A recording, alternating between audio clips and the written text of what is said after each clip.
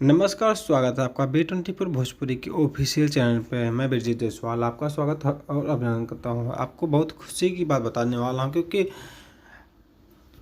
कल आपको बता दें 7 जनवरी को आप सभी के नज़दीकी सिनेमा घरों में रिलीज किया जाएगा भोजपुरी सिनेमा जगत की बहुचर्चित और ब्लॉकबस्टर साबित होने वाली फिल्म, जिसका नाम है जनता दरबार। ये बस्ती ज़िले में शूट हुई थी। संपूर्ण रूप से एक्शन से भरपूर पोस्टर में आप सभी ने देखा इस फिल्म के पोस्टर को कि मनोज आर पांडे और जसवंत कुमार, संग्राम सिंह पटेल और जितने भी अभिनेता भी हैं, बहुत ही खतरनाक लुक देखने को मिल रहा है आप सभी के बीच।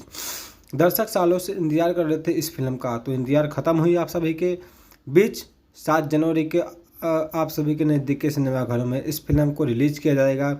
तो आप सभी से हाथ जोड़कर निवेदन है, इस फिल्म को ज़्यादा से ज़्यादा प्यार दुलार आशीर्वाद दें, अपनी पूरी फैमिली के साथ देखें। ये बेटी बचाओ बेटी पढ़ाओ की पूरी फिल्म आधारित है और यह संपूर्ण रूप से पारिवारिक फिल्म है। अगर वीडियो अच्छा लगा तो सब्सक्राइब कीजिए, लाइक कीजिए और कमेंट करके हमें जरूर बताइए।